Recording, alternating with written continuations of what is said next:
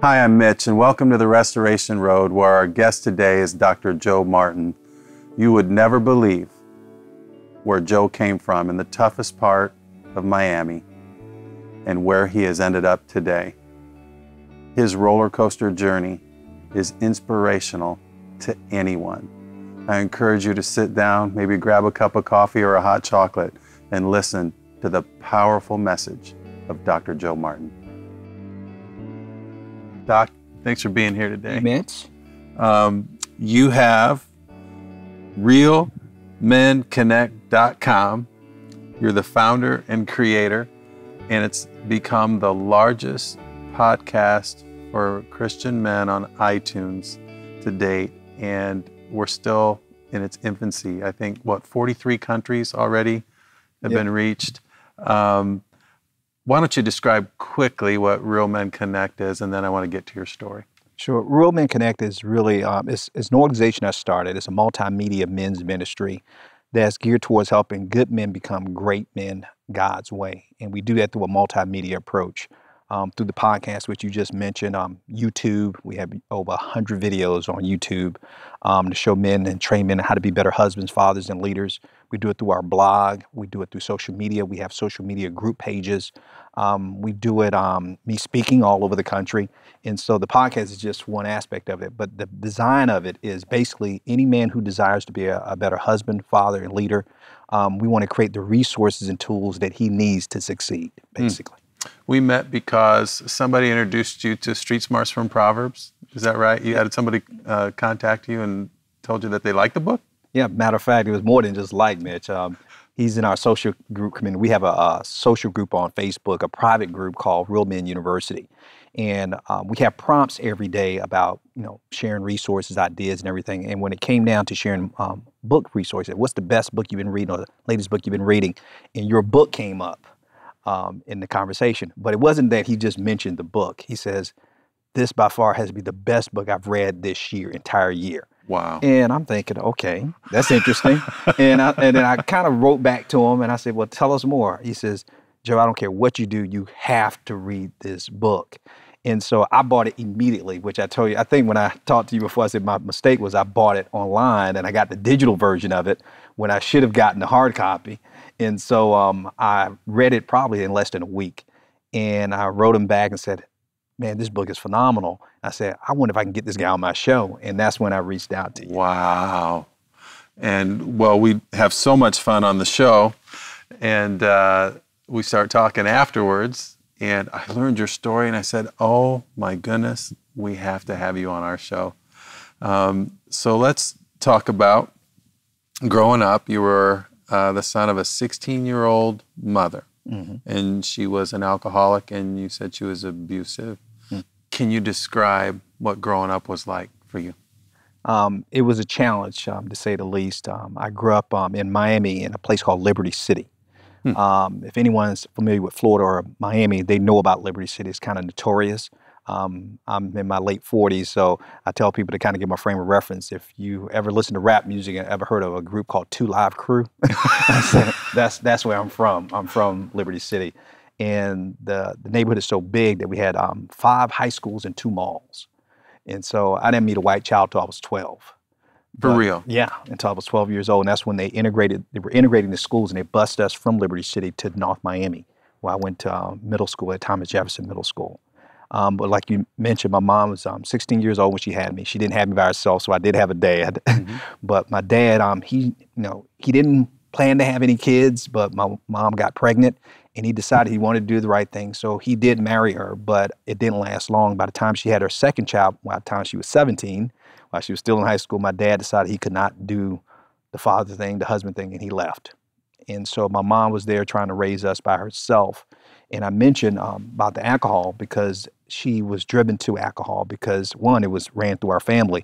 But think about being a teenager and you have your dreams and aspirations, what you want to do with your life. And then all of a sudden you have 2 kids and you're a junior in high school. Mm-hmm. And so she went to drinking. And because of that, I don't know, I've never drank alcohol. I'm not a person who drinks alcohol, but I hear that it can really take you places that you don't want to go. And because of that, she became very angry and became very abusive sometimes. Verbally or physically? It was both. It was both. And I didn't understand at the time, but it was out of her pain. And so, comments that a lot of single moms use if their dad is not there, you're just like your father when you don't even know your father, that kind of thing. But at the same time, she was also very encouraging. So it was like this love-hate thing. At one moment, she can be building me up, Joe, you can do anything. Don't you let this environment define you. But then on the other side, she's wishing you were never born. That kind of thing. Looking back now, how do you think that was making you feel on the inside? I would say confused. I remember as a kid growing up that I would walk around our neighborhoods and I would question God. And the reason I mention God, because my mom made us go to church. And I use that word, made us go to church. It was not an option. Even if she didn't go, she made us go. And so and pretty much the way she used to make us go is that if you didn't go to church, you couldn't go outside and play football, and you couldn't play with your friends. That's when we didn't have the video games. We actually had to go outside and enjoy life. And so I went to church just to be able to go outside.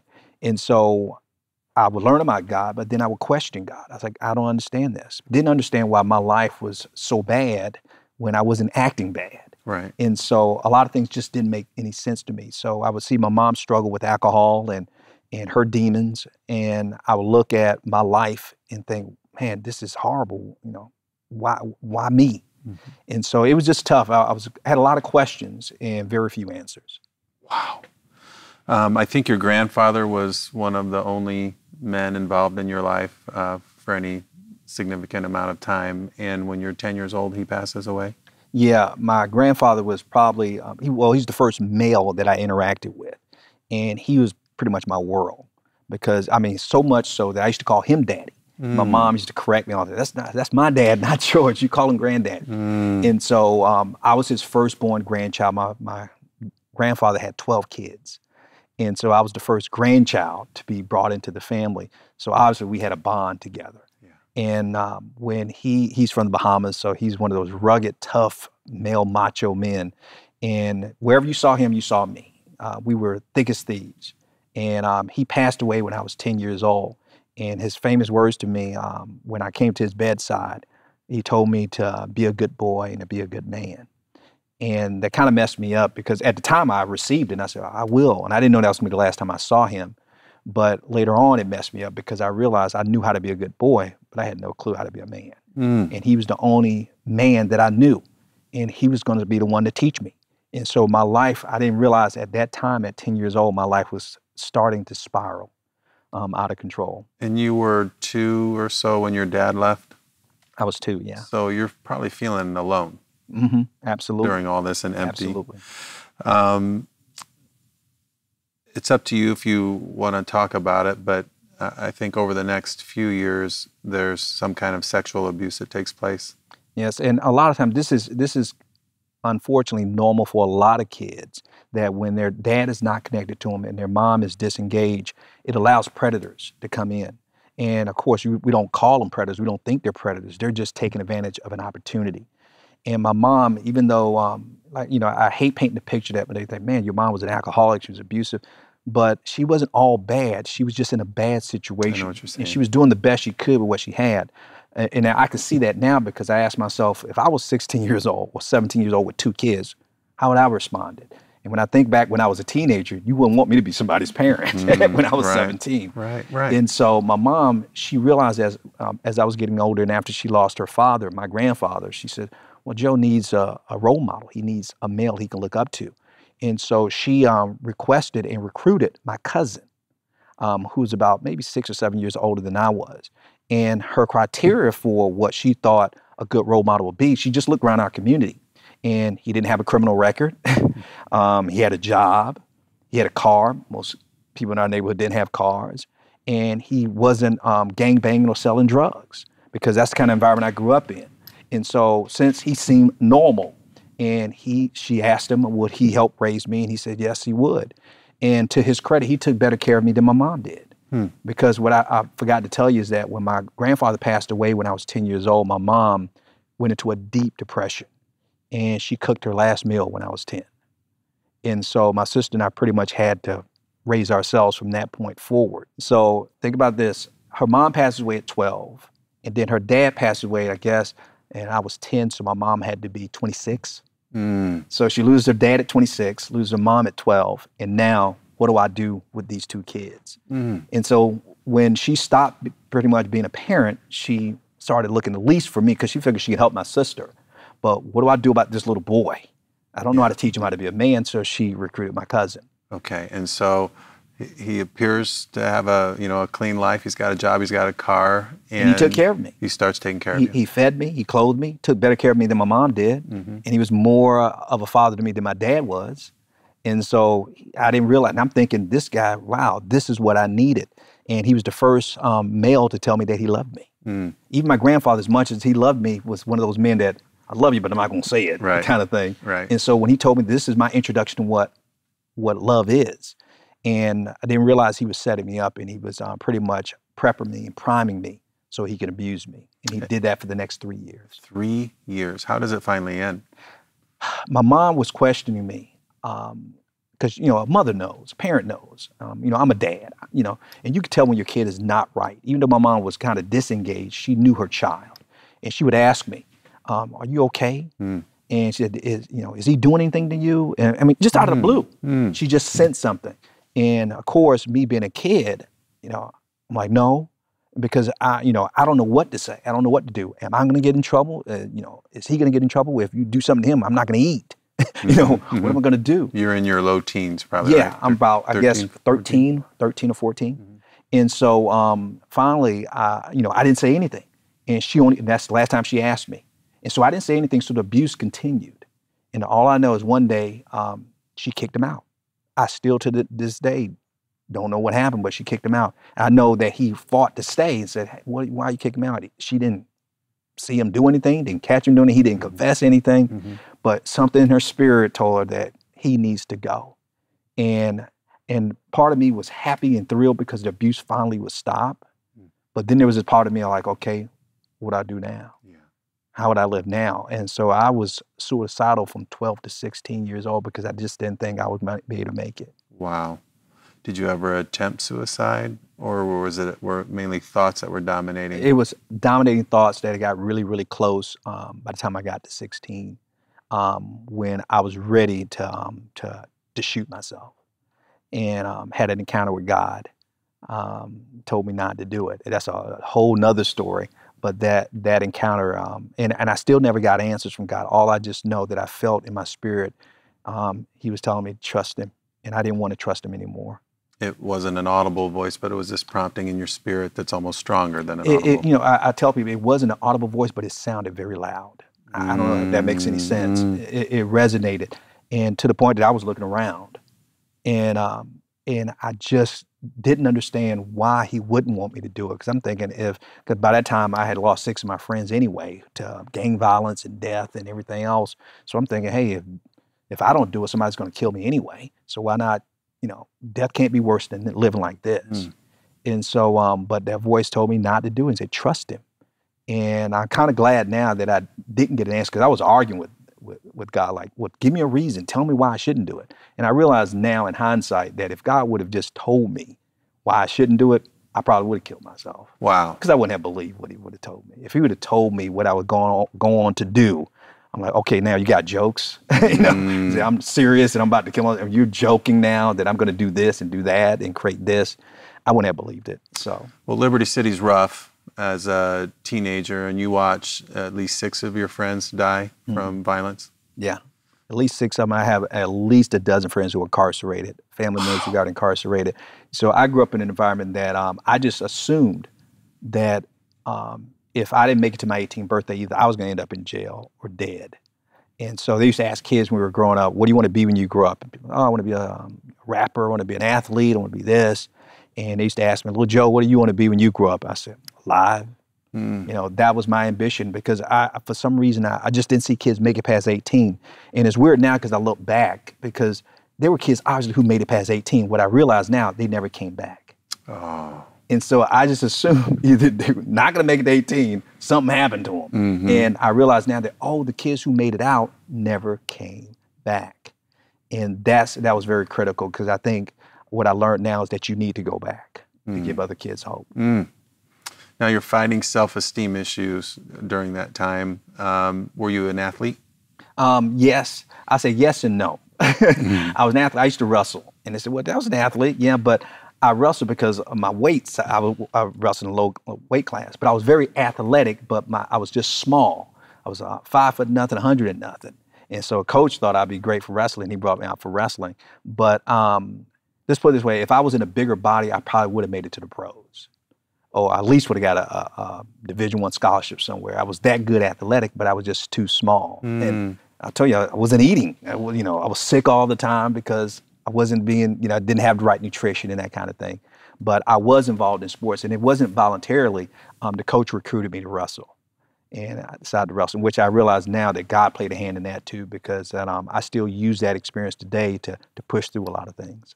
So is it high school, junior high and high school when you start viewing porn?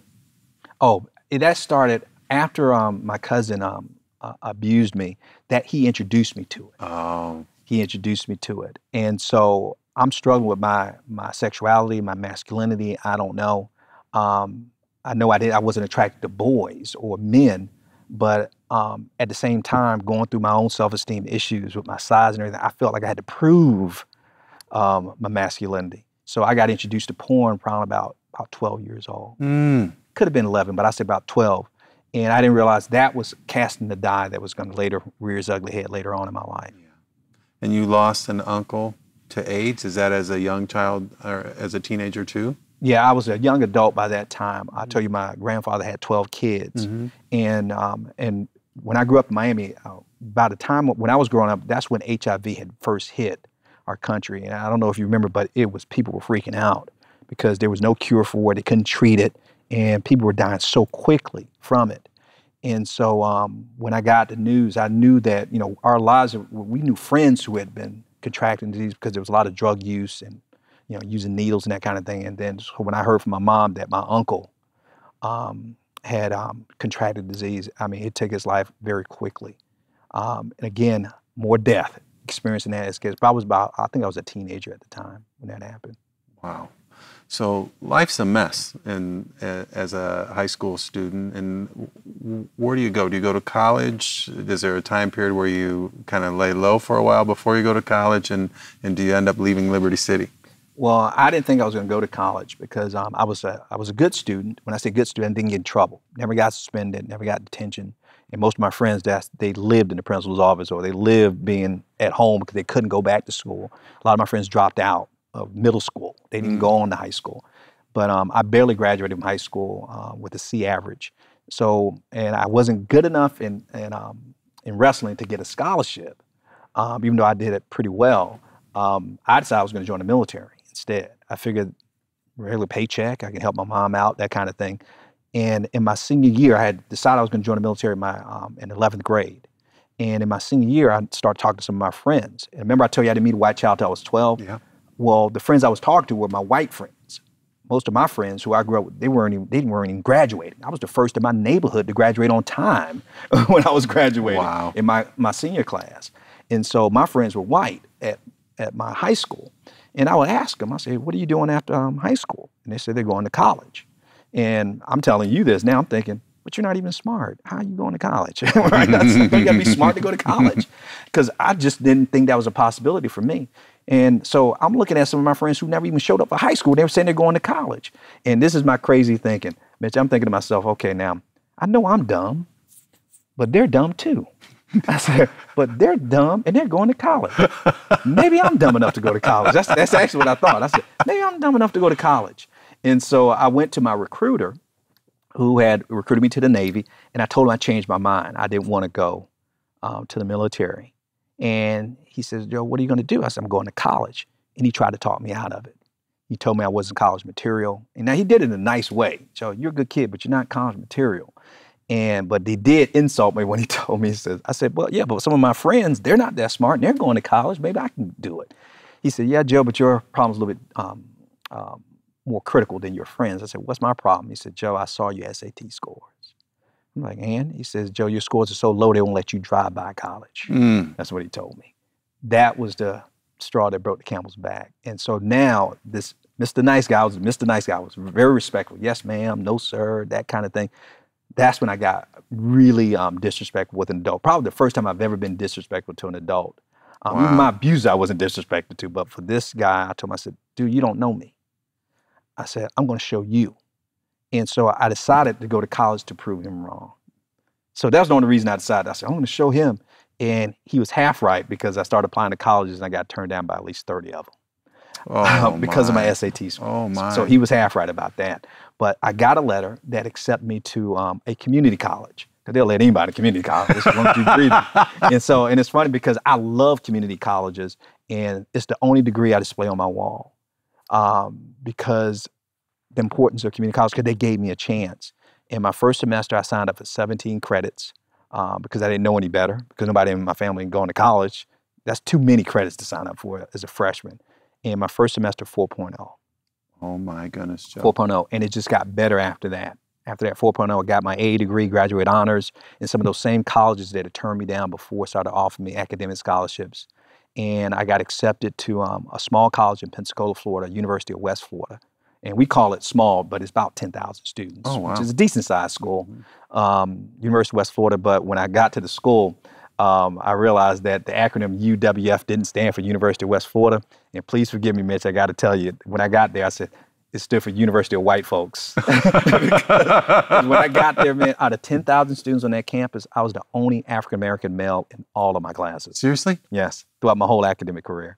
So I never sat next to another black male throughout my college career. I saw them on campus, but very few. And so we didn't have a football team. We didn't have athletics. So it was less than 5% minorities on the entire campus. And so I went to school there and ended up graduating early at the age of 20, top of my university class. And I was voted Student of the Year out of 10,000 students on that campus. Ended up buying my first home before I graduated from college in my senior year, and moved my mom out of the projects in Miami a year after I graduated.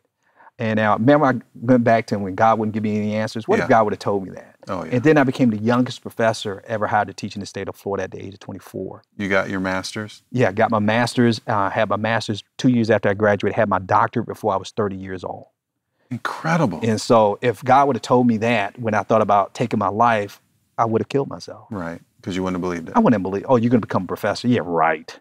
You're going to go on to write several books? Yeah, right. You know, you're going to go on to travel all over the country. And I'm like, get out of here. So I wouldn't have believed it anyway. So I thank God for not answering my questions. So you start teaching, you get your master's, you get your doctorate, you end up teaching at the professor level. What else is happening in your life? Do you get married? Do you have children? Yeah, and you know, people look at that, they see a very success story, the kind of American dream in a sense. The way I kind of outlined my life, I said that rags to riches to ruin to redemption. And so what you heard was the rags to riches part. Even though I wasn't wealthy, you're talking about making over $250,000 before I was 30. So imagine coming from the projects to making that kind of money. You might as well say I was rich. I felt like it, you know, and so I had it all. I was married, got married at the age 22. But the problem was I still had the residue of the trauma that I left.